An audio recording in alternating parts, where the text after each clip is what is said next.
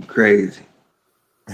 What's good? What's good, everybody? Welcome back to another episode of The Urban Platform Speaks.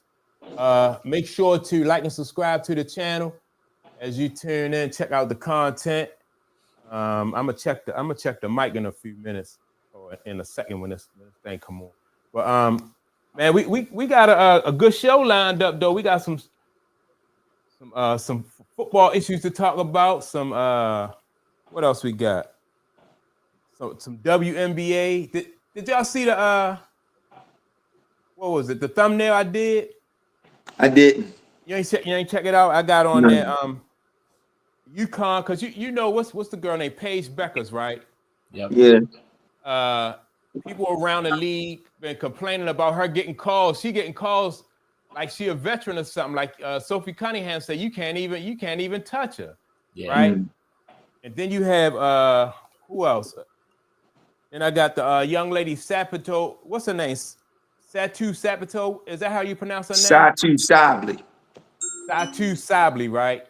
Yeah. Appreciate it. Yeah, Satou SaBally. Now she says that the offer that was offered to the WNBA, she said it was a slap in the face. But they offered them 4 times what they getting right now, right? So we could talk about that. Then we could talk about Stephanie White bringing people off the street to play point guard. Picking people out the stands to play point guard for the Fever. In my opinion, I think that's disrespectful to everybody that they have on there. But who else we could talk about? Then you got the Eagles and the Browns going on today. I'm looking forward to that game. Who was it? You got well, Wichita not gonna play. Shador's not gonna play. No, it's hurt. Probably won't see Hurts.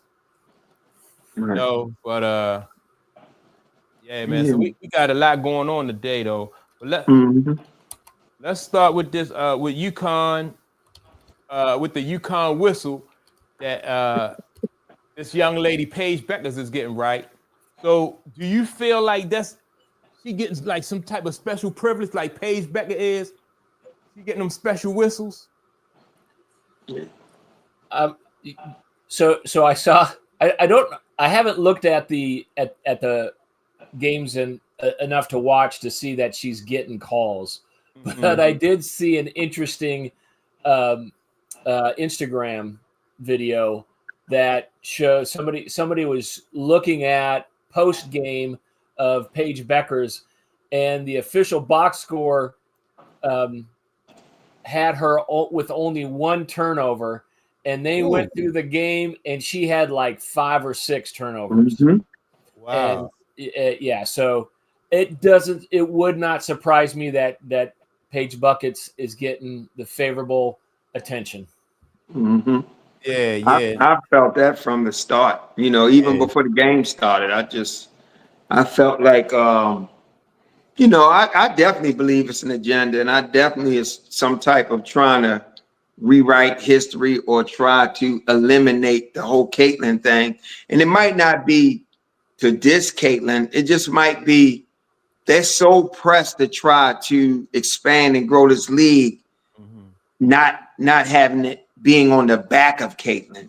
So it's almost like that. And then you also have I always said it, you got a UConn bias that does exist in the WNBA, just like it exists in college. You got that UConn bias.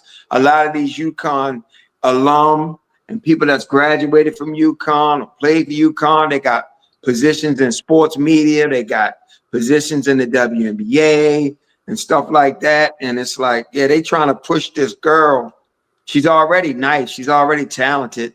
But they even I seen a stat or something about they gave her too many assists when she didn't have them, and all kinds of stuff going on.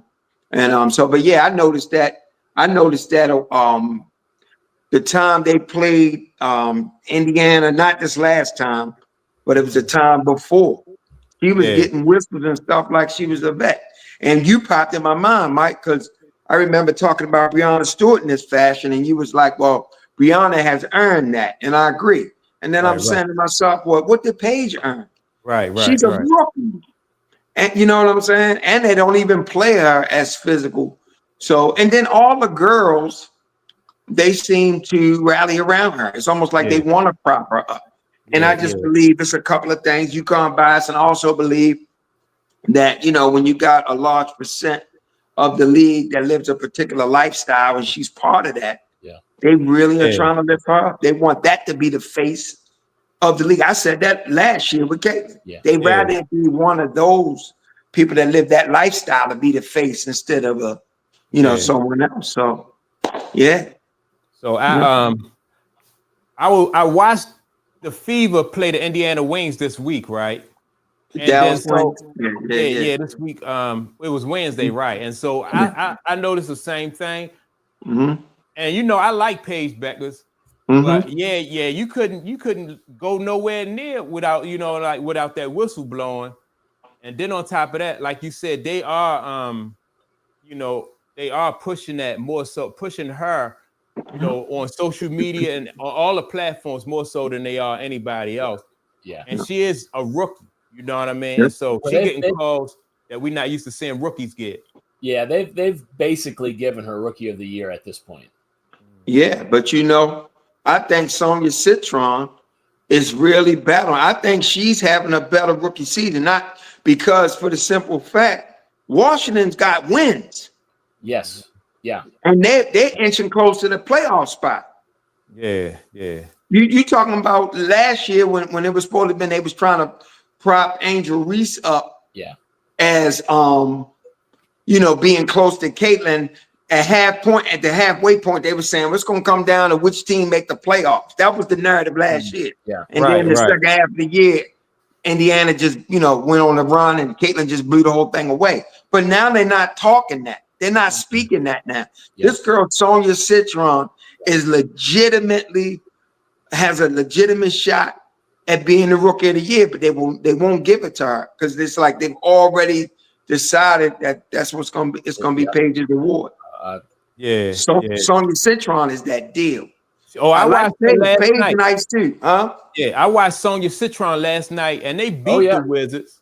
I mean, they beat the Wizards. Beat the not the Wizards. Mystique beat the Mystics. The Fever last night. Yep.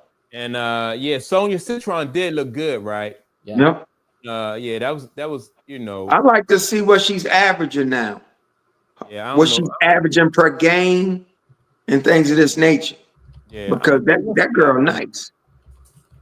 Yeah, she had some late in the shot clock threes that were just money. Yeah. With people in her face. It's like, wow, that was good. Yeah. So but they're not even, go ahead, Clayton. They're not even talking about that girl. Yeah, not like they should be. No. Tom, welcome back to the chat. Tom said, stop if Paige is getting the calls. The WNBA can't be racist towards Caitlin Clark. And this is the way back to leave. Let me see, make Paige better than Caitlin, which is hilarious, right? So, yeah, I mean, that do take that racial element out of there if you got Paige Bueckers getting the calls, right? But then, like you said, Clay, it's that lifestyle that you can't really take that out of there. And you know, so yeah, I mean, what it is. If you think about men's sports and the gatekeeping of the past, right? It was always the old boys network. And I think to Clayton's point, I think there is a little bit of the old girls network that's involved, and she checks off several of the check boxes, right?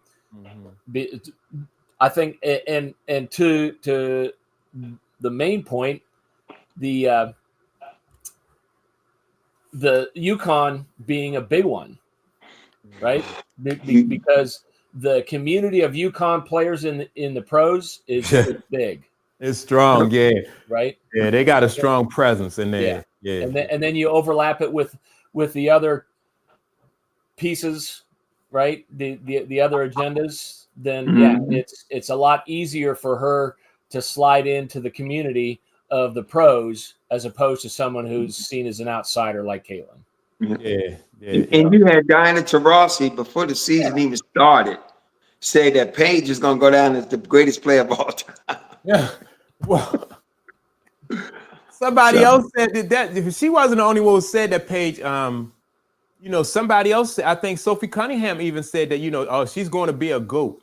You know what I mean? So they pushing Paige. They are pushing Paige. Let me see what Jesse says that in games within 5 points and 5 minutes to go, Citron always, Citron averages 7 points and Paige averages 2.3. Citron is the real deal. Yeah. She's ice cold. Yeah. She definitely is the real deal. So yeah, man, I just want to see. And you know what? I didn't really pay any attention to the special calls and privileges that Paige was getting until somebody in the chat said Retro Hairstylist said something about that too, about Paige, being favorite. Then I watched that game, man. I was like, oh yeah. Even though I like Paige, she's just getting a lot of calls that the veterans, a rookie usually don't get. In no league do rookies get the kind of calls that she getting. Yeah. No league. Yeah. It's just crazy. It's crazy the calls she getting. Now, what do y'all think about what's her name? Satou? Satou SaBally. Satou SaBally. Yeah. Satou, right? Yeah. They received the offer from the league. 4 times what the WNBA girls are currently getting, and now they're saying that that's even a slap in the face. So I don't understand, like 4 times what they getting. They get 9% now. So how is that a slap in the face? See, from my understanding, they offered them a 4 times their salary in a bonus. I don't believe it was 4 times percentage wise of red. I think it was a bonus. Yeah. And so that's just how it was worded. And a bonus to me, that's not sustainable. Like, so you know what I'm saying? So if to be honest with you, if you're not talking about increasing rev share, whatever they offer them can be considered a slap in the face. Yeah. So I was thinking that they was offering them like 4 times of the percentage, you know what I mean? Like what they already getting. Right. If they offer them 36%, right? Is that what's 9 times 4? Yeah, that's 36. Yeah. They offer them 36%, and that's dope. That's not a slap in the face. But I think it was a bonus because they even said something about it would make the minimum bonus about $1 million or something like that. I can't remember. But I like to know exactly the breakdown on that. Yeah, I would too, because and if you don't know the breakdown, then it's really hard for us to figure out, you know what I mean? Like, how were they installed to, and what the what was the offer? What was really the offer? Welcome back, Retro. Hey, everybody wish her a happy birthday. Oh, okay, happy birthday. It's her birthday. Happy birthday. Happy birthday. And Retro, I'm on here using your talking points. I saw you in the chat. And Retro, you brought up the point that Paige is getting called. She's being favorite. You know what I mean? And so, I'm definitely, I thought that was a good topic for us to talk about. I noticed that too during the last game. Right. Yeah, man. I just, with that revenue share, like you said, if they can get it up to like 36%, that would be dope. That's dope. That would be really, really good. It's nothing to sneeze at. And if they turn something like that down, then that's crazy. Yeah, but that, I mean, shaping it as a bonus is weird. What does that really mean? When does that bonus kick in? And that feels like there's a lot of weird ways that you could hold that back. Yeah. And so, and when they put it in a bonus too, right? That means if certain plateaus are not met, then you don't qualify for that bonus. You know, you know, because a salary and a base pay is different from a bonus. You know, you a salary and a base pay, you know what you're gonna get. With a bonus, you know, you gotta meet certain incentives and stuff like, you know, it comes with attachments to it. Yeah. So and are those goals and incentives even in the control of the players? Right. Yeah. Because if you get close to meeting your goals, then you know, like ownership, coaches, or somebody could throw a wrench in the program. Just like with running backs, you know, if you got to get a certain amount of yards, the coach, they could take you out of the game, and then they go your bonus right there, you know. So yeah, we're resting him from the last game of the season. We're resting him for the playoffs. Right, yeah. Yeah, so yeah, I'm looking forward to more information about this coming out, so we can see like what's, you know, what that's all. What are they actually offering them exactly? Yeah. So yeah, see, that's why, you know, I think they should have a spokesperson that can come out and explain stuff like that, that'll help sway the public, because when the public only getting certain bits and pieces of the information, and the public be like, well, what do y'all want? You know what I mean? You know.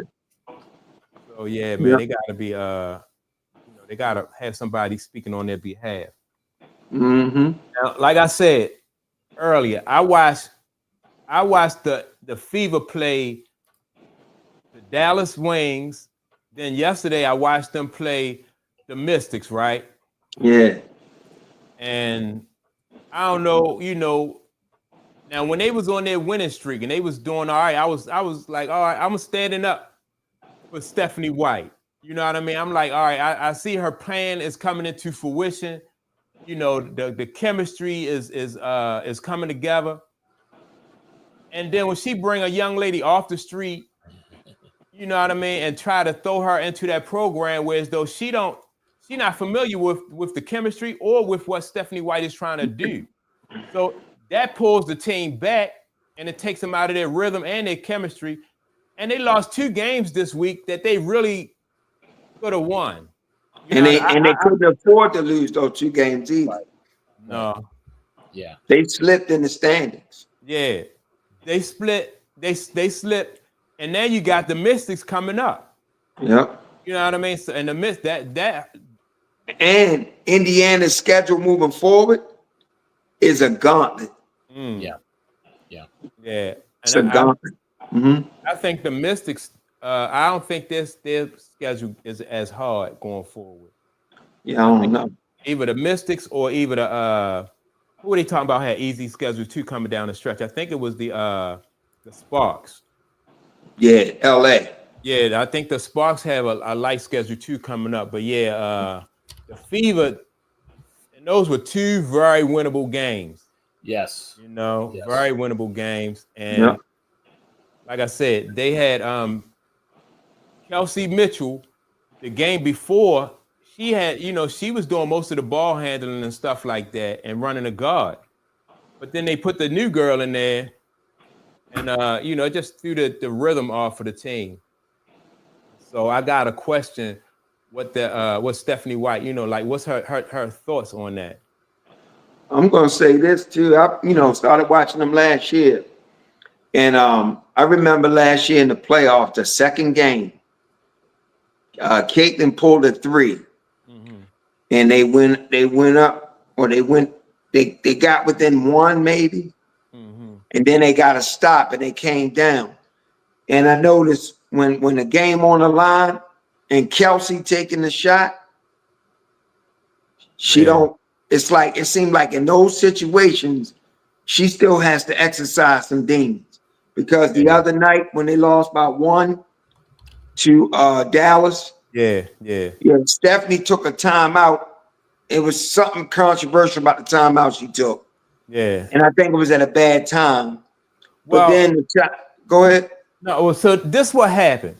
Yeah. The Fever gets the rebound and they coming down. A lot of times, if you have your point guard in there you can run that play. You can run because everybody understand that situation. Right. But because they don't have their right point guard in there, she should have called a timeout so her team could get set up and they could, even though it would have helped the wings out. Right. But she didn't have, you got somebody off the street in there and they don't know what y'all usually do in these tight situations. Yeah. So now you have Kelsey Mitchell in a bad position.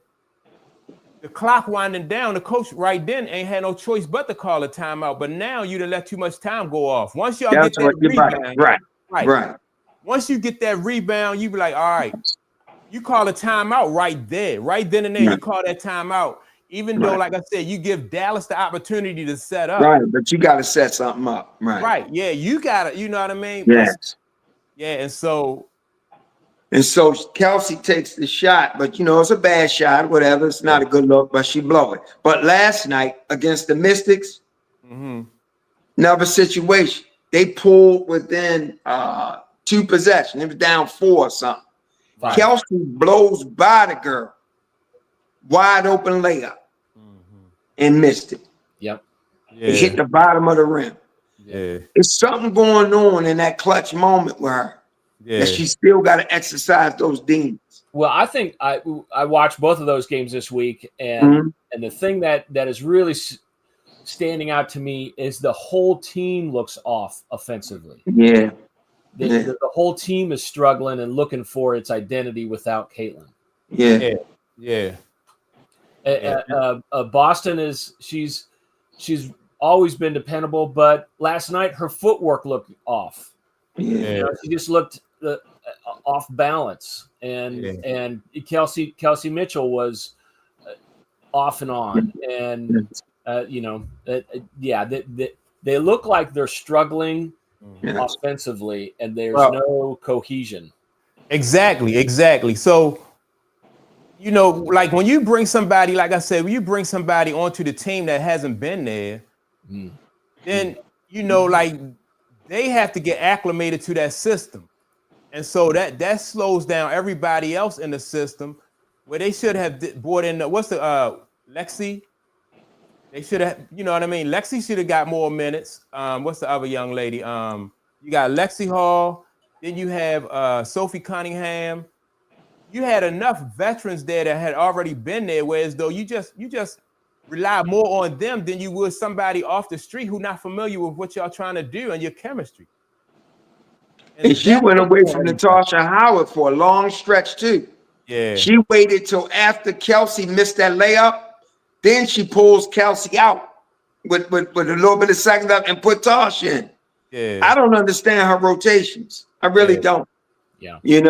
I really don't. And the girl they just brought, Chloe Bibby, she's not seeing any time. Yeah, and I don't understand what that's about either, Bibby. Not seeing no time. No. What my man Eastside said, Stephanie White is the master of killing players' confidence, right? And so I think that if it just made sense. It would have just made sense to promote from within. Keep your chemistry and that momentum going. I think they could have won both these games if they hadn't had a new player in there just logging heavy minutes and just pulling the team back. I think here's the deal with that, right? And I go back to the way Stephanie sees the game, right? So, because you mentioned how you felt like before we went live, you were saying you felt like it was disrespect to them girls that's been there to just bring somebody in and have them play. But it's not like she's not really disrespecting them. She only sees the game one way. She had a game where Kelsey, Lexi, Sophie, she put her best 5 out there. None of them were true point guards, but they all can handle the ball, and they blew the sky out, and they've had a good game, right? But she is stuck in her mind that she has to have a true point guard out there. Yeah. Carrying her. She only sees the game one way. And this is why I say a good coach learns how to use the talent in a specific way to achieve the results you want. She's stuck in a mode. Now, Stephanie White was known as a defensive coach. She's never been known for no offensive coach, right? Even in Connecticut, she was defense, and then AT ran the show. Right. She comes here all of a sudden, and now she's trying to emphasize a certain offensive system when that's not her strong suit. You had something going from last year. Just come in and add to the team defensively, but don't change what they do offensively. Yeah. And to me, this is a prime example. She only sees it one way. She thinks she needs a traditional point guard handling the ball, bringing it up and stuff like that. So now you got a girl you just put on the team, you throwing out there because she feels like I got to have a point guard out there. You understand what I'm trying to say? Yeah. And against the Wings, she looked fairly good offensively in the first half. I mean, she went like 2 or 3 in a row from the field, but that's probably just the excitement of being there, you know. But yeah, I think I agree. Putting Kayla Lambert in that situation is where she's just coming off the couch. That's not fair to her, and that's not going to help the team. Yeah. Well, and I'm also getting fatigued with Stephanie White keeps saying the ball's sticking. We need to play 0.5 basketball. Not, and this is what I'm saying.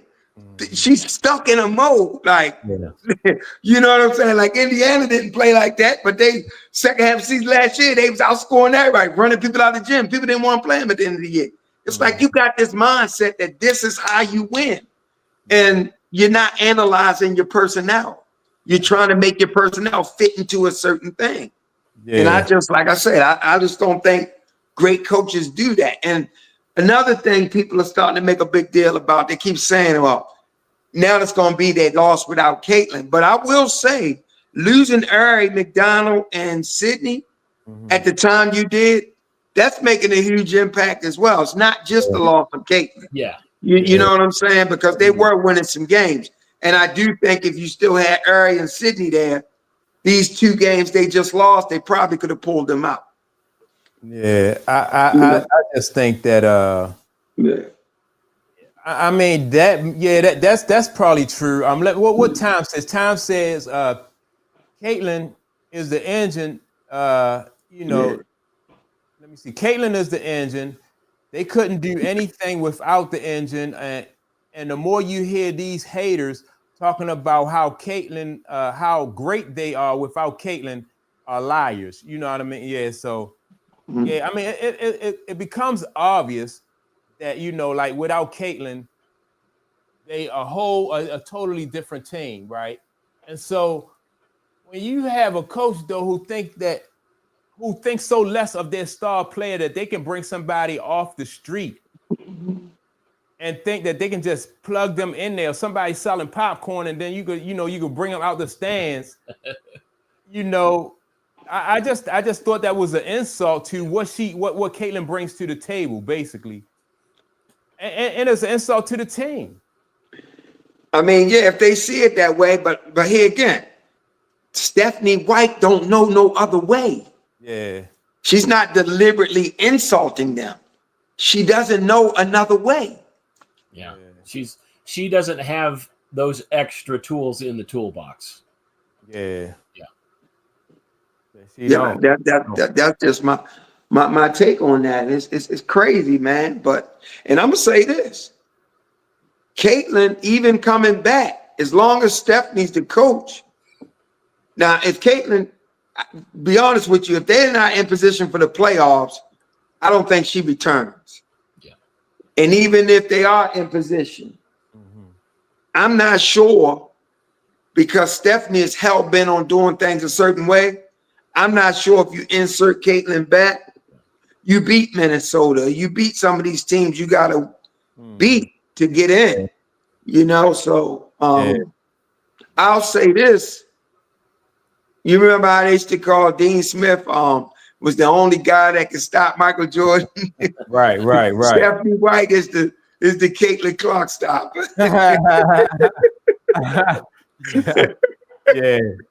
Yeah. Let me see. Eastside, welcome back to the chat. Eastside said, I have to believe that Stephanie White lost the locker room. Let me see. She may have. Yeah, with decisions so questionable. She may have. That's a good point, Eastside. Yeah. They're not going to let it be known, though. I'll give them credit for that. These players keep coming out to the microphone and they keep standing behind her. I'll give them that. Yeah. Yeah. But yeah, man, it's interesting, man. They slipping right out of position. I think they're all the way down to the 7th place now. Wow, that far down? Yeah, I know that they were just 5th. Now they 7th. Yeah, and like I say, the Mystics are coming up. Yeah. And they just seem like they just get more and more confident with every win they get. So and that girl Citron is getting more and more comfortable. So yeah, man, it's just it's crazy. And this is the thing. She's supposed to be such a defensive specialist, right?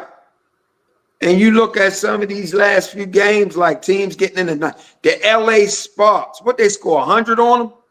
I think it was 100. Yeah, a little bit over 100. You know what I'm saying? The Mercury went over 100. They went over 100 the game they beat the Mercury, but then the Mercury went over 90 to 65 or something, 90 to 60 or something, 95 to 60. I mean, where's all this defense? Yeah, and that's her. Can't blame Caitlin, because everybody like to say Caitlin is a liability on deep. She ain't been there. So where's all this defense? You got all these quick guards, athletic people. Where's the defense? Right. Yeah. That's true. I'm not blown away by Stephanie. And remember that report, man.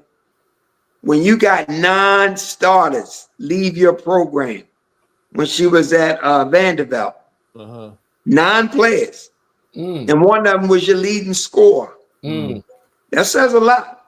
Yeah, that's not a good look. I'm going.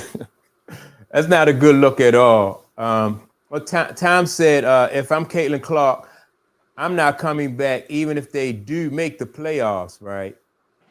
Yeah. So, but so yeah. I mean, it's just not in that girl's blood, man. Yeah. It's just not in her blood. That girl is a true teammate. She ride or die through and through. Yep. She gonna come back. Yeah. I think she would even play even if they was out of playoff position. Yeah. If it was up to her, she still come out and play. Yeah. And I can see that too. Yeah, I have to say I agree with that. Yeah. Yeah, man. It's just crazy. So look, now you got football season starting, and then the WNBA, they're going into their playoffs, but they're gonna be competing with football. Yeah. So they're gonna need somebody. They're gonna need Caitlin to come back for them to even have a chance, because ratings have already fell off. So no, I seen a report. Who was it? It was the Ace. Somebody was on NBA TV. Dog, they only had like 160-something thousand viewers. That's like the Unrivaled League. Yeah. I mean, I'm not saying all of them, but I'm just saying I seen even that report, man. So ratings is down like I don't across the board. It's interesting. So look, do y'all know? Retro says I have been trying to find out if Stephanie's contract is for 1 year or 3 years. Did y'all hear anything about her contract? I just looked that up, and it has not been made public. Oh, okay. Wow. So wow. Wow. Yeah, that's. I didn't even think about that. That's interesting. Yeah. So what Eastside said? Eastside said, if the Fever bring back Stephanie White next year, will be a big mistake in my opinion. So, but all right. So if Stephanie White don't come back, then who you get though?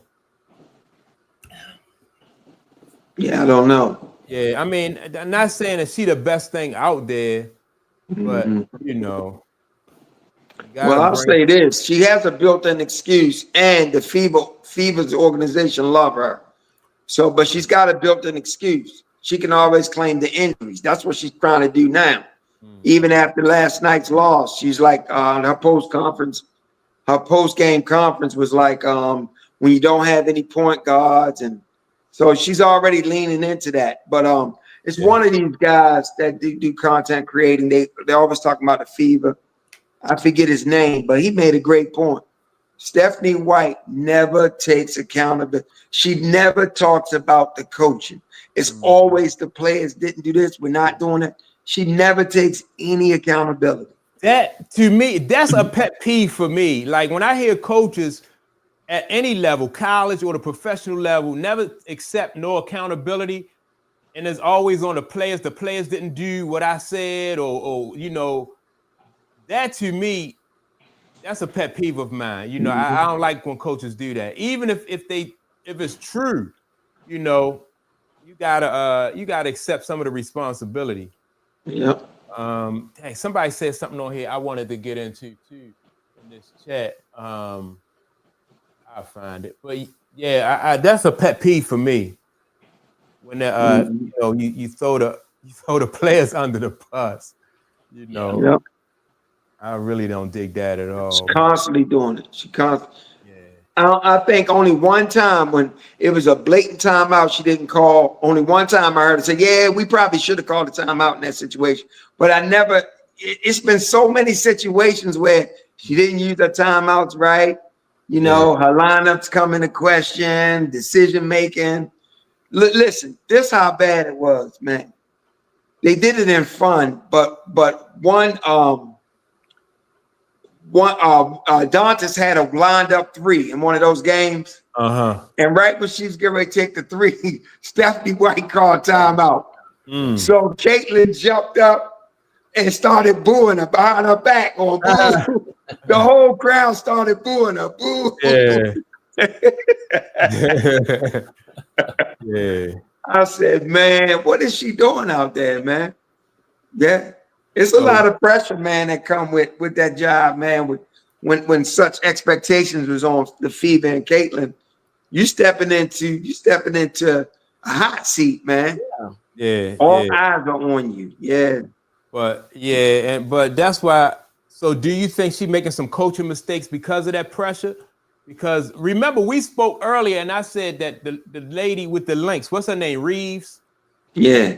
I said she would not want to deal with, you know, she wouldn't want to be over there coaching Caitlin Clark. Right. And maybe, you know, because some of these coaches just seem like they want to do their own thing instead of like what's necessary or what it take to win. Yeah. You know, like they have their way. Like you said, they see it from one perspective. And then, you know, they're not really, you know, willing to bend or compromise at all. I can't say the pressure. I think the pressure is adding to it, but I also think she came in making bad decisions. Well, and you said it at the beginning of the season, Clayton. And I've been watching based off of some of the things you said early on, and I'm seeing it. I don't think it's the pressure. I just think it's the my way or the highway approach. Yep. And she's her ego, she's very egotistical. Yeah. Extremely. Yeah. I noticed that too. What Jesse says, if your team shoots 63% in the first 10 seconds of the shot clock and 34% in the last 15% of the shot clock, why do you keep running those slow sets? That's a good point. That's a good point. Yeah. Why not just, you know, maintain that pace? Yeah. You know, if you're having success with it, why not maintain that pace? That's a good point. That's where they finished last year. That's the style of play they were playing great at. Yeah. And it's a large enough sample size. You got enough data, enough metrics and things like that. At this point in the season, you should know who your team is and where your strengths lie. Yeah, and at this point, you have to lean into it. No doubt. Yeah. Not only are you leaning into that, you ironing out all of the, you know what I mean? You sharpening up the rough edges and everything. So when you go into the playoffs, you ready to hit your stride. Yeah. Yeah, you're right. Yeah. So, She's so worried about what the W was and what it takes to win in the W. And she's totally unaware that the W is changing. yeah. It's changing. It really is. Yeah. I mean, you still got some physical play out there. You still got the Alyssa Thomases and them that's a bully. You know, people scared of her. If you ever watch Alyssa Thomas play, nobody gets near her. Yeah. They give her the 3, which I understand because her shot's not that great. But they don't come nowhere near her. They don't want that physicality. Oh, So yeah. she gets to walk down the lane, Yeah. Yeah. you know. But a lot of that physical play is for the bottom dwellers. When you watch New York Liberty play, they play fast pace. They move the ball around up tempo. When you watch the Sparks play, they on the rise. When you watch the Valkyries play, when you watch the Storm play, when you watch some of these teams play, it seems like they are adjusting to what the league is growing into. Yeah, that's true. Now, speaking of, I know Retro just said something. Somebody just said something about a male coach. And I know that Jason Whitlock said that he thought, even before the season started, he thought that a good coach for the Fever would have been Mark Jackson. So what's your thoughts on that? You know, a male coach would have been, and somebody with some, I think Retro said Larry Bird, right? Somebody with some, you know, with NBA experience and playoff and championship type experience. I thought Mark Jackson too would have been a good, he would have been a good fit for Caitlin Clark, just because of the relationship he had with Steph Curry at the beginning of his career, you know. So yeah. I mean, yeah, I don't think you could go wrong with Mark. Like I said, he knows how to handle a talent like that. Yeah. He's the one that convinced Steph and Clay to shoot. He convinced them, shoot. You got to shoot that ball. You know, he's not coming in saying, don't shoot.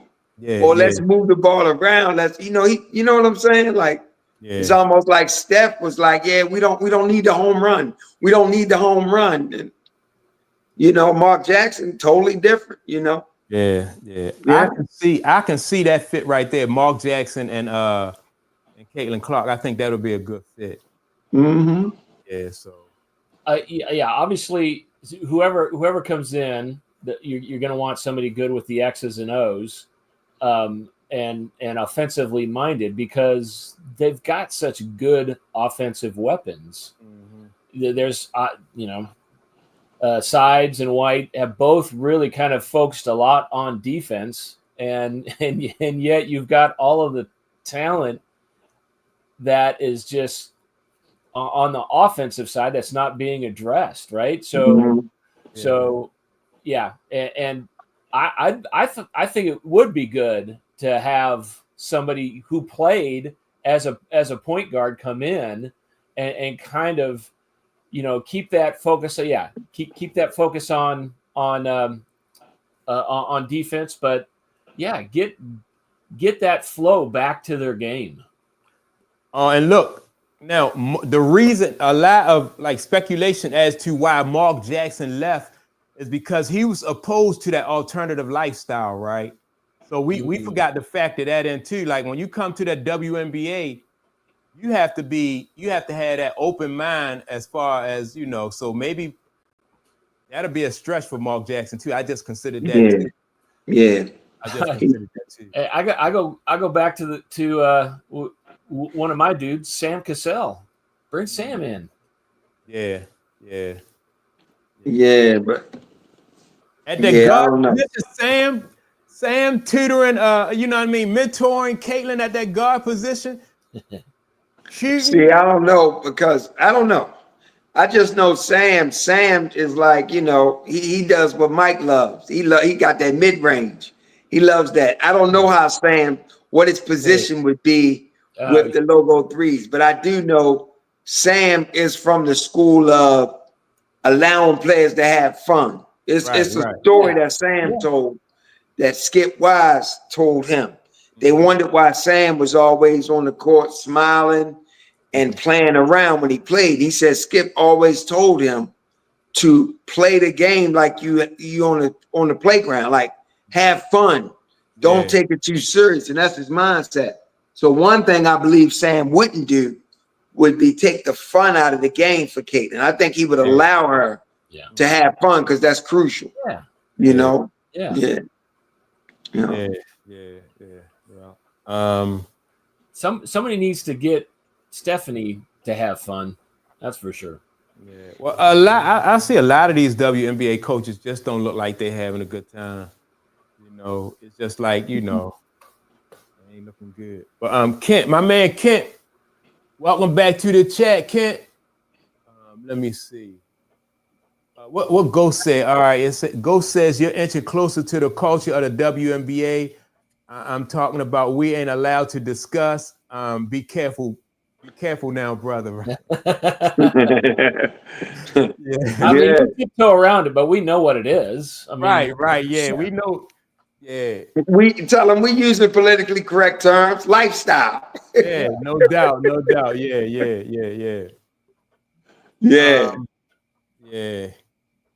Yeah.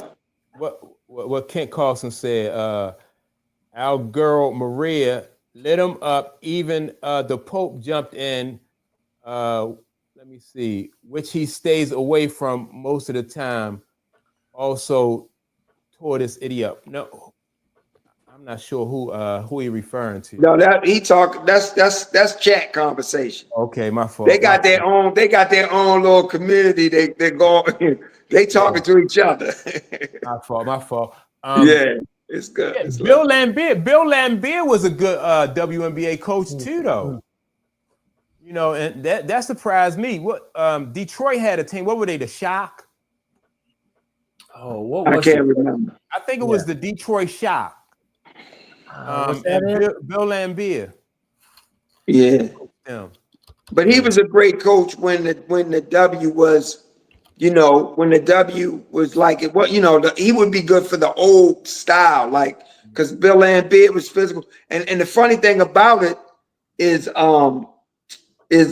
Michael Cooper was coaching one team and Bill Lambier was coaching the other, and the two teams got into a brawl. And it was almost like an extension of those two, It was the Sparks and the Shock. Yeah. Good looking out. Good looking out, Ghost. Yeah, it was the Shock. Shock. Yeah. Good looking out, Ghost. So look, let's talk some football here today, man. We got the Eagles and the Browns coming up today. Hey, let me share something with you guys.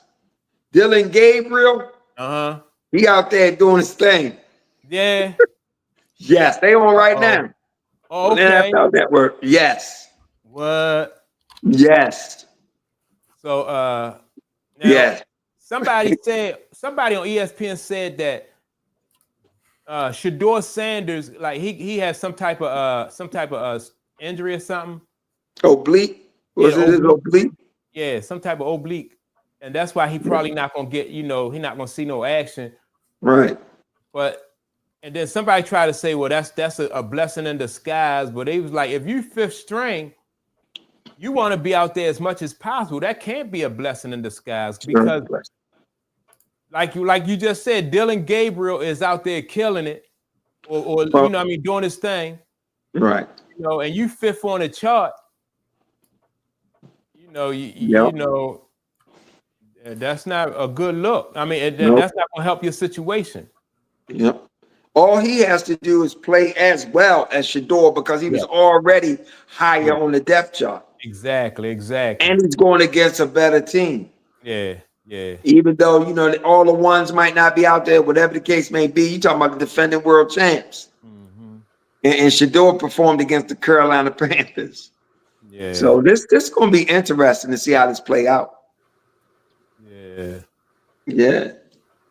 Yeah, his first play of the game, man, was dude had blanket coverage. Gabriel painted the sideline with that ball. Yeah. Perfect throw. Yeah. That's what's up then. Yeah. Everybody talking about Cleveland quarterback situation. They might wind up having a strong quarterback situation. If you got these two rookies playing like this. Yeah. You might have some depth at the position, you know? Nope. But so week 1, Flacco's still going to start, though, right? Absolutely. Yeah. Absolutely. Yeah. But I if, don't know how long that's going to last. right. Yeah. If he struggle at all, or if he go down with an injury or something, yeah, one of these young guys going to be in there. And as big as Joe arm is, and as good as and how well he can light it up, Joe is prone to throw you a pick or two a game. That's because these coordinators and coaches, they get so enamored with his arm talent that they just drop back, throw all the time. And I thought Marty Morningway, what's the guy named that was our coordinator? Marty Morningway or Morningham. He used to be with Marty Morningweg. Yeah, he used to be with Andy Reid. He took over as the coordinator in Baltimore because Joe had that big arm. It was just throw. It's like, nah, they won that Super Bowl because they had balance. Yeah. If a team come in and they play with balance, Joe is very effective. So that's the thing. He's prone to throw you a couple of picks. Yeah. That's why he had to go on that historic run for us to win that Super Bowl that year. Well, I thought the team did a great job because they had balance. Well, the Ravens defense was just okay. Bro, the defense was just okay, but I meant they had balance on offense. Oh yeah, It wasn't Joe throwing 40 times a game. Right. They kept his throws under 30. They ran Ray Rice. They ran Vontae Leash. They had balance. Yeah. So, now, Tom said, I don't believe it matters. Fifth string, whatever the string. How can you be doing his thing and he's playing against vanilla defense? Ain't that what they said about Sanders? Yeah, I mean, but like Clay said though, if you got a fifth stringer and a third stringer, and the third stringer is playing the same way as a fifth stringer, like the advantage probably gonna go to the one with the third string guy. Yeah. I'm just saying he's playing as well as Shador did. But here again, Eagles are a better team. Oh yeah. Well, and there's always the conversations behind closed doors, right? So it's not just play, but it's also those other things, the politics of it behind closed doors, and who fits with the team and the culture and all those things that the coaches are gonna, and so a guy may play marginally better on the field in preseason, but the coaches know, this guy just isn't our fit. Yeah. So I think, unfortunately, we don't know what those things are behind the scenes. The expectation is that just because the organization picked up Shador so late, that they don't really have that big of high hopes for him. Yeah. And it's still early in this contest too. It's only the first quarter. Yeah. So he could wind up throwing some picks, turning the ball over. It's still early. Yeah. Yep. Who else y'all saying though in the that you think is looking good though as far as in this preseason? Oh, I didn't get to watch the game, but I did see that the Broncos ran up the score the other day. Yeah. I can't forget. I keep forgetting this guy's name. The Seattle. Last night I was watching them. They had a running back. I thought looked like he had. He looked good. Yeah, the running back in Seattle looked good. Yeah, he looked good. He had some promise. He was going against the Chiefs. Yeah. And I had no idea that Gardner Minshew was on there with that big mustache. Yeah, I almost couldn't even get that helmet on. Where he's in Seattle? No, he had Kansas City. In KC. Oh, he in KC? Yeah. Okay. Who said? Tuck said that the Colts don't have a quarterback. The Ravens hurt Anthony Richards. Oh. When they played that first preseason game, it dislocated his pinky. It was really bad, so he can't throw it right now. Yeah. Oh, okay. So their quarterback situation in Indianapolis is up in the air. Well, they got Daniel Jones, right? Yeah. Yeah, I don't know, Yeah, their quarterback they situation. got something, you know what I'm saying? Yeah. So Yeah. I don't know about them Colts. Retro, how did Travis Hunter look though? Like last week, I thought Travis Hunter, he didn't really get enough touches last week to really display, for what he did do, he looked okay. You know what I mean? For the amount of touches they gave him last week, he looked okay. I just think they should have him on one side of the ball so he can really just, so he can showcase his skills. Instead of, worrying about working so hard, just go ahead and showcase your skills. Well, they got to put him on offense because they're trying to give Trevor Lawrence some weapons. They're trying to give Trevor Lawrence, whatever advantage they can give him. Yeah. You know what I mean? So they're going to use that talent on the offense. They have to. Yeah. They have to. But this is a big year for Trevor Lawrence. Yeah. I think he got that. They play the Saints tomorrow. Who did? Jaguars? Jags, yeah. Okay. Is this his fourth year? Is this Trevor Lawrence like his fourth year? I know he signed that extension. It might be his fourth year. Yeah. But this is a big one, though, for him. But the problem is I think he got a new head coach, right? They got new coaching. So I don't know. Sometimes when you keep changing coaches, it makes it hard. Mm-hmm.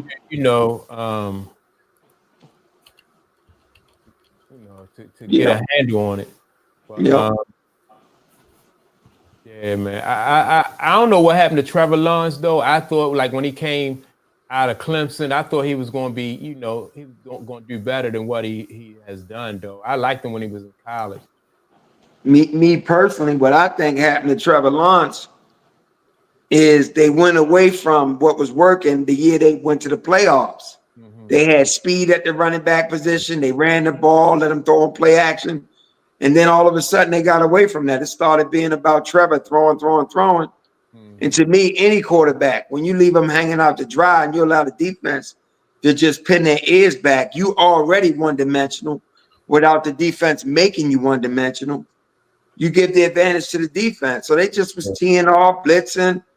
Then I think he got hurt a little bit. He had some injury there. So I just think they're not doing the right thing for him.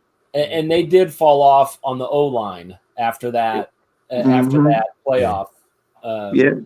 Right. And so, which contributed to that defense having free shots at him. Yeah.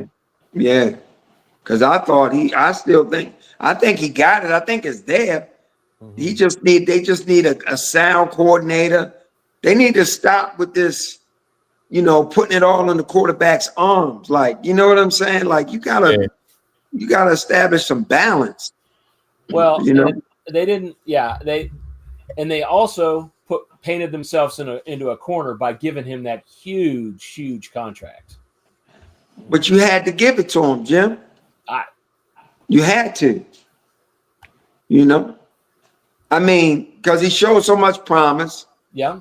No, he's a franchise player, and that's what the market dictates. So it is. It is. is.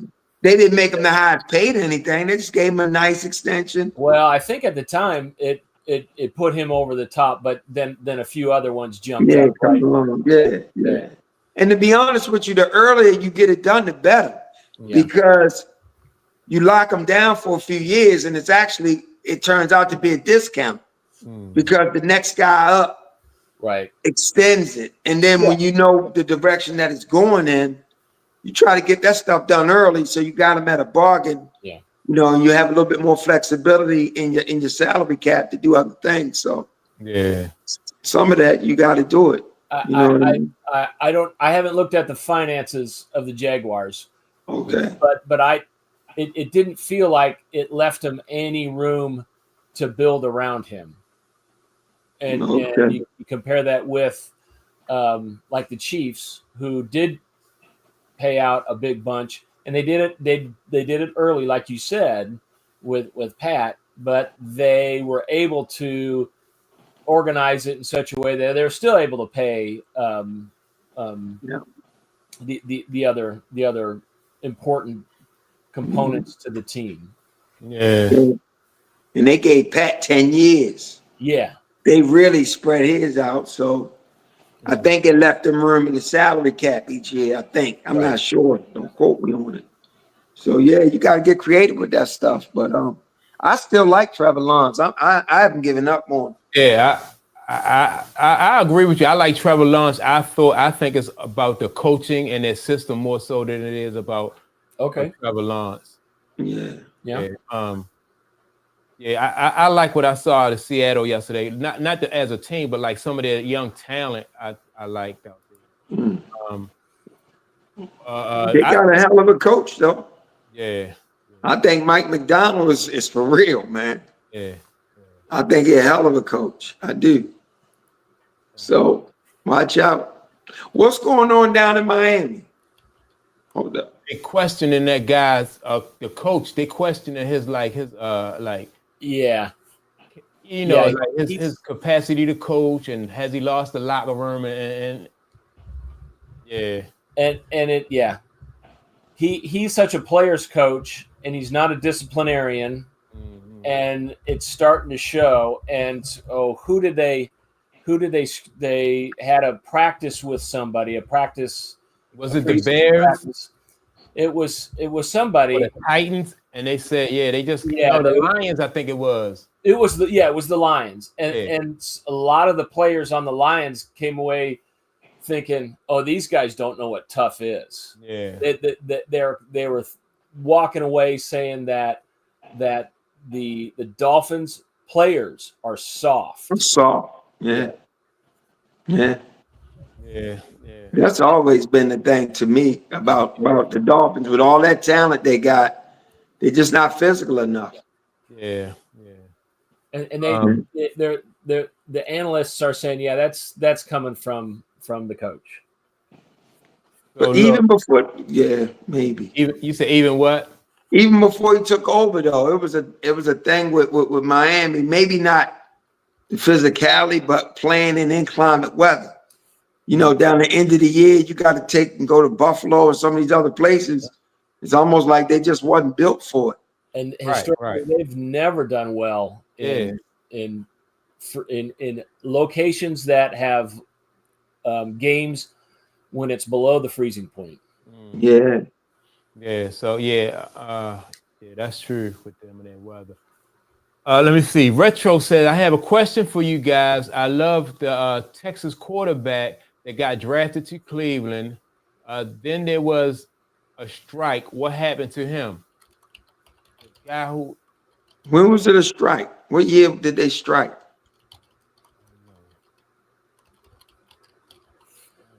It hasn't been a strike since the replacement players, right?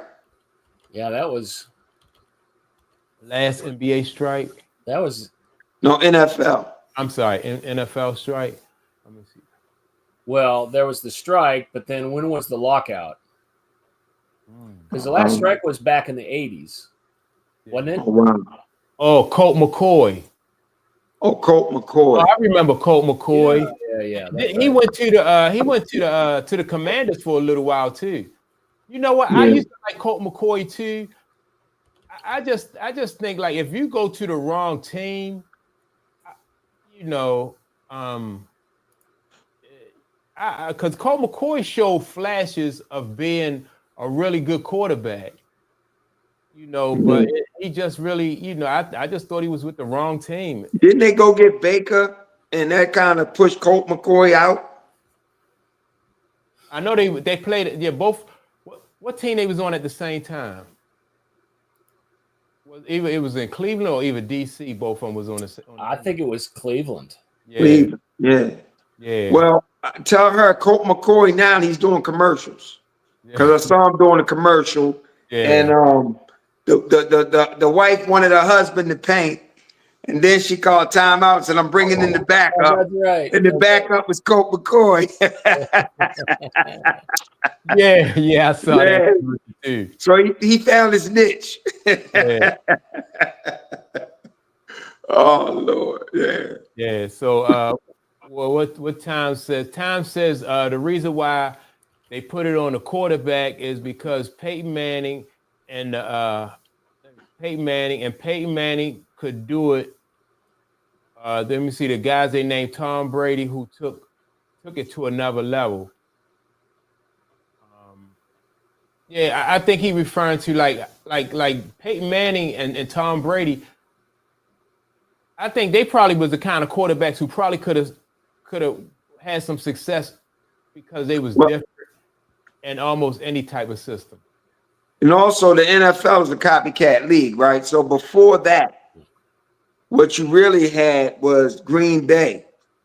So Aaron Rodgers, they won a Super Bowl actually without having a legit run game. Aaron Rodgers would throw the ball all over the place. They won a Super Bowl doing that.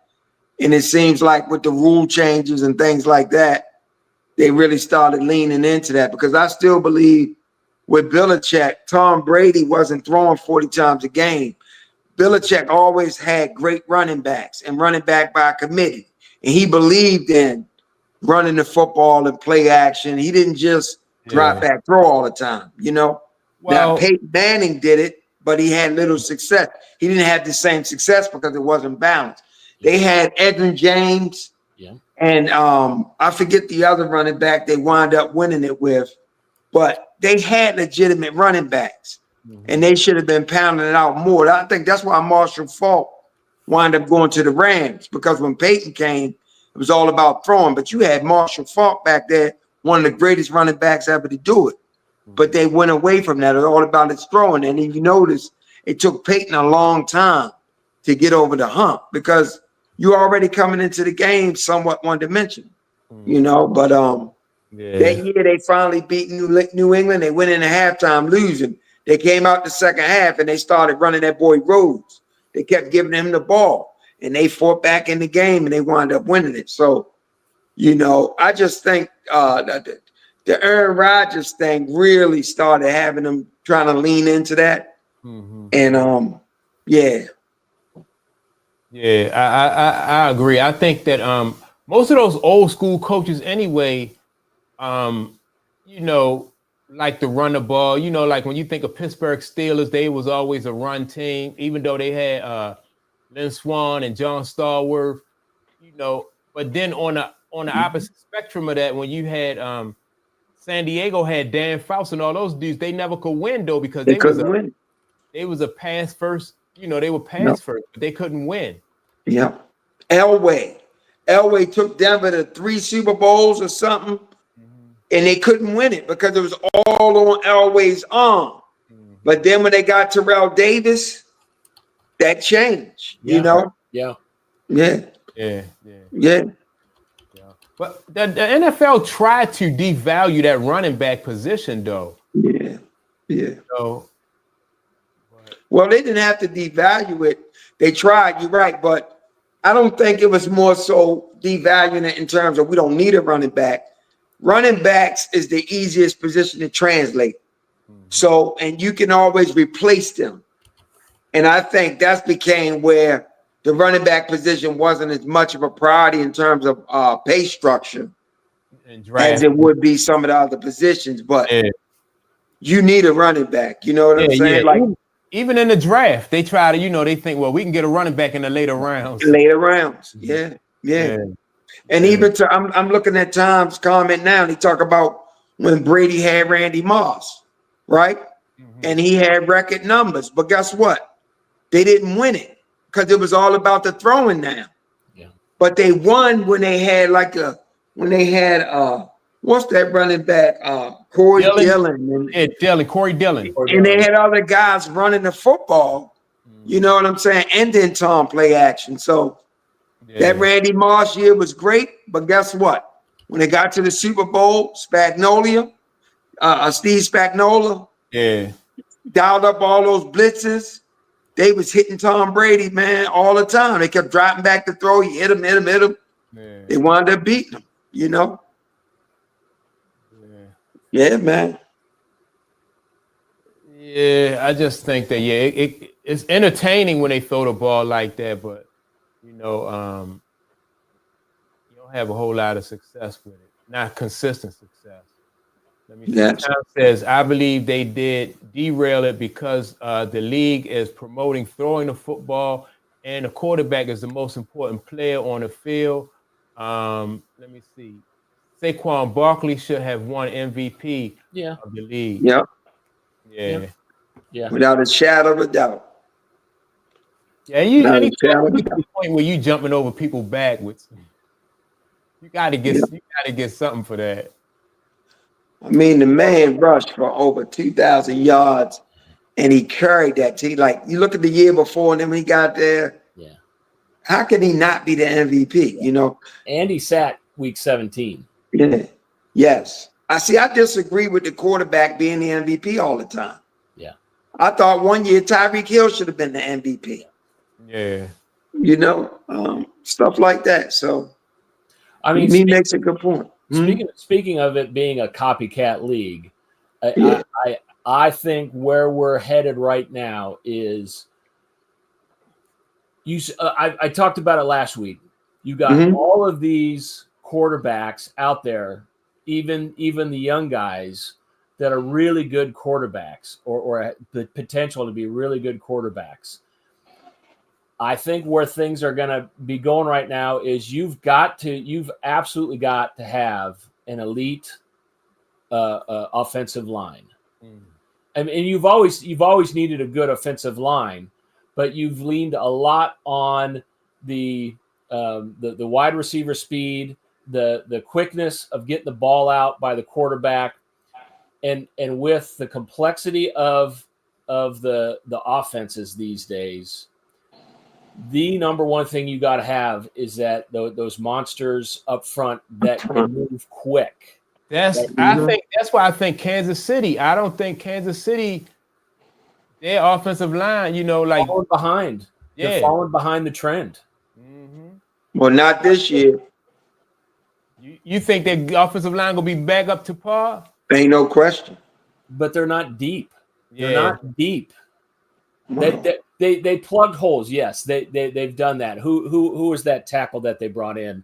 But yeah, but you look at the Eagles, man. If somebody goes down, next man up. Yeah. I just think that I think Kansas City, I think they're gonna have problems on that offensive line this year. I think Baltimore or even the Bills, I think this their year. I don't. The only way Kansas City have problem offensive line is the injuries. I think they solidified. Yeah. They're gonna have more trouble in their own division though than anywhere else. I'm telling you, man. Look out for the Broncos and who knows what you're going to get with the Raiders, but it's gonna be a tough division. I like the Raiders with Geno and what's that coach? What's the coach? Man, I would have told you if you hadn't asked, but Pete Carroll. Pete Carroll. Man, Pete Carroll, what, he's 70-something years old, running up and down the sideline like he looks like he's 50. Yeah. Hey, if you keep doing it, man, if you keep doing it and moving, it age ain't really the thing. It's inactivity.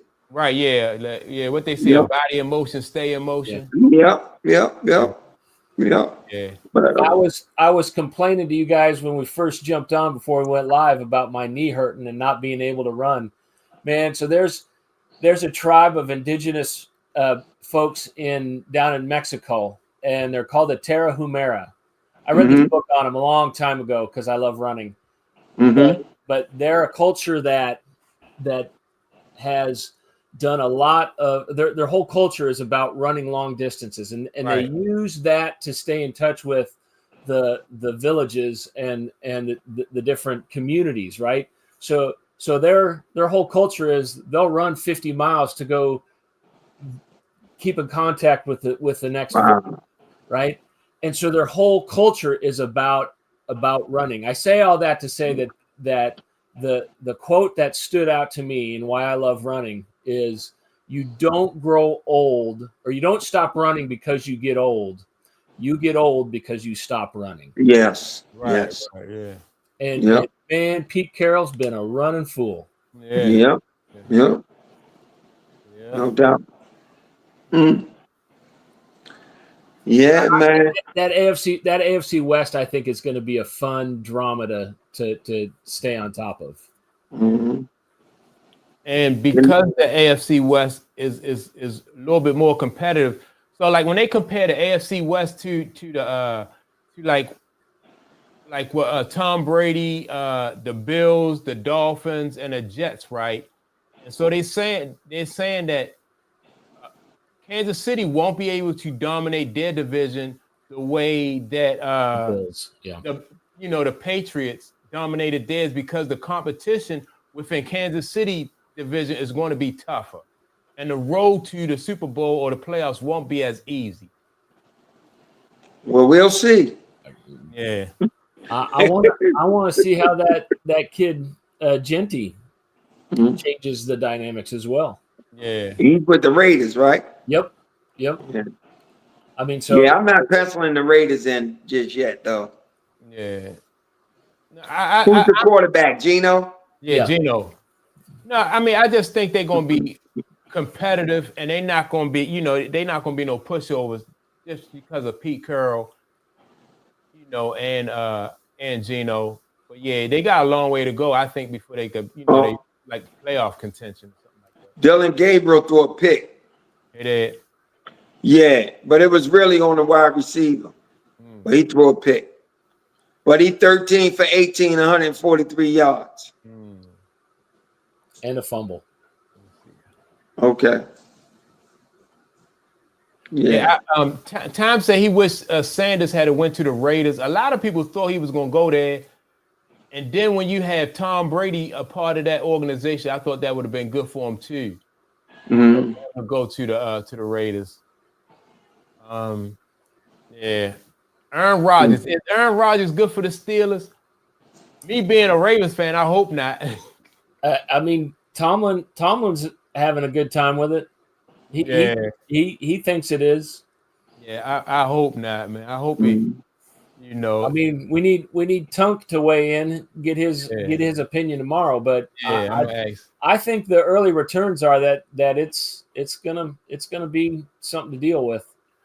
You know what? I think so too. Just because you got the defense over there, you're not asking a lot from Aaron Rodgers. So I think if you don't ask for a lot and you got a solid running game and a pretty good defense, I think he's gonna be able to make some noise over there in Pittsburgh. Yeah. See, I still think the second half of the season last year he was coming back to his old self. People forget how long it really took to recover from Achilles tears. Yeah. And I think this year, I think he'll be better. Yeah. He still can throw that football. He still can see the game. The game's slow for him. Yeah. You got that big wide receiver, Metcalf. Got the defense. And like I said, Coach Tomlin, man, he's like, I don't know. I just think Pittsburgh stayed within themselves. And I don't think Aaron Rodgers coming there is going to make Pittsburgh do anything other than stick to their DNA. Right. So all they need him to do, like you said, is, to manage the game, make some plays. He'll have a few games where his talent makes some plays that other quarterbacks couldn't, but you don't need that all the time. Right. So I think just having him as a quarterback, you might win an extra game that you wouldn't have won with him not being the quarterback, Yeah. So hey, watch out for them Steelers, man. Yeah, I know. If this dude can do what he did with those other quarterbacks, watch out. Yeah. So let me see. And to your point, they got some good weapons. Yeah. I mean, with DK coming over, and they've had that tight end that's been all pro for a while, Firemuth. Yeah. They're going to give people problems on offense. Yeah. And I still think Warren is the better running back. I'm glad they moved on from Najee Harris. I thought Warren was more shiftier, quicker, I thought Najee was overrated. So Yeah. I don't know who else they got in their running back room, but Pittsburgh is always known for drafting receivers, running backs, stuff like that. So just watch out. That's all I got to say. They got Caleb Johnson behind Jalen. Yeah. Yeah, I don't know who he is. Yeah. But we'll see, man. I think it's Aaron Rodgers. As long as it's Mike T's show, Aaron Rodgers could be a good fit. You know? I agree. I And definitely. it seems like they got mutual respect for each other. So it seems like Aaron got a lot of respect for Mike T. So we'll see how it play out. Yeah. But yeah, man. My brother be coming through here shortly, Mike. We going to a cookout again. That's what's up. So, yeah, he told me he be coming through close to 3. Okay. Yeah. So yeah. See how the Vikings are doing. They're down 14-3 to the man, they let that dude from New England run all over them, man. They got in the red zone, dude just broke tackles. What's up, Jim? What's up, man? I've been low key on the Vikings this year, man. Yeah. It just Man, don't be. They got the same team, right? Yep, they do. Don't be. Don't be. I'm nervous. I like McCarthy. I do Don't too. be. And OC's got Kevin O'Connell's got faith in him. I just want to see it. I want to see it. And they got the wide receivers. They got the tools. They just need to bolster the defense, and we'll see what happens. Mm-hmm. But that's going to be a tough division as well, because the Lions are the same Lions they were last year, and they're going to be tough. I think the Lions fall off a little bit. Maybe. Only because psychologically, I think. Yeah. Last year was supposed to be their year. And I think losing like they did in the playoffs, I think that does something to them mentally. I really do. Yeah. Well, I think the Bears, if Caleb is on if he's on the rise, if he's going to do well, and the early reports on the Bears are they're looking okay. The Packers are going to be the Pack, so it's going to be a dogfight. Yeah, I have to see the Bears. I have to see that. I do too. I still think they're number 4. They said that the quarterback for the Bears, they use the word to describe him. They said alarming. So that don't really bode well. They were like, what do you think? What's his name? Caleb what? Caleb Williams. Caleb Williams. Yeah, they said alarming. They, watching a film on him was alarming. So, You know he out of Maryland, right? You know he come from this state, Mike. I didn't know he came from Maryland. This state, he played for. I'm trying to think of the high school. But it's in Maryland. Oh, okay. Yeah, I have no idea. Yeah. Hey, before we get out of here, Retro want to know who is everyone's team. So, Jim. Yeah, I mean, we know who my team is. Yeah. Yeah. It's all in the name, Retro. It's all in the name. Mike and Jim. Yeah. I don't have a team. I let go of my fandom for the NFL years ago. So I just am objective. I'm an objective watcher. Some would call me an objective Lamar Jackson, Baltimore Raven hater, but I'm not. But I don't have a team at all. Yeah, I'm pushing for the Ravens this year. I'm pushing for the Ravens. Now, I will say that I am starting to really root for the kid in DC. Yeah. But I really don't have a team. Tunk is a Steelers fan. Steelers, yeah. And man is a Cowboys fan. Or he's a poor Cowboys fan, but I can't put too much shade on man, because at least his team has Super Bowl wins. My team's never won it. Never won one. Yep, they came so close, man. Tell her, yeah, Baltimore. No, the Ravens used to be the Browns. Yeah. Baltimore ain't never been the Browns. Look, tell her the Colts used to be Baltimore. So that's what it is. But I wanted to address what Tom just said about Aaron chokes in big games. One last point. He don't really choke in big games. I just think in those big games, it's one dimensional. Like it's just throw, Aaron, throw. And it's like, you know what I mean? Like you can't have him do that. You know, he did it one time winning the Super Bowl that way. But I think that if you allow the team to play balance, you try to establish the run, play good defense, Aaron can win another Super Bowl. Well, it's just like we said earlier when we talked about John Elway, you know, how to win it on his arm. That don't mean he's not a great quarterback, but you one-dimensional, it's hard, you know. Once you one-dimensional, that team they on you. So, you know, you're going to make mistakes. Yeah. You know, but I can't see Aaron. It looked like he's choking, but I don't think he's really choking. I just think they just relying too much on his arm. Yeah. You know, and a coach got to coach. Don't let him coach. Yeah, it's hard to separate. You know, when you're the player and you trying to coach too, it's hard to separate, especially when you got an ego like his. You'll call your number every time. You know what I mean? It's like, come on. Yeah, you like Mike to the right, Mike to the left. Yeah, you're going to call your number all the time. So, yeah, man. Well, we're going to see what happens, man. In the WNBA coming down the stretch.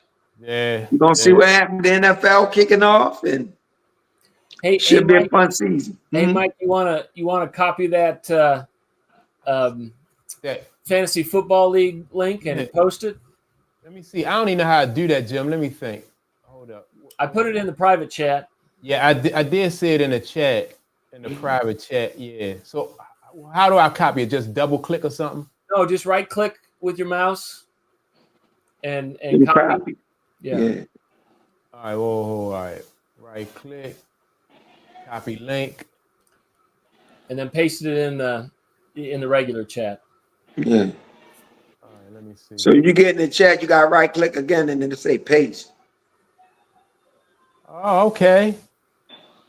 Yeah. There you go. All right. Yeah.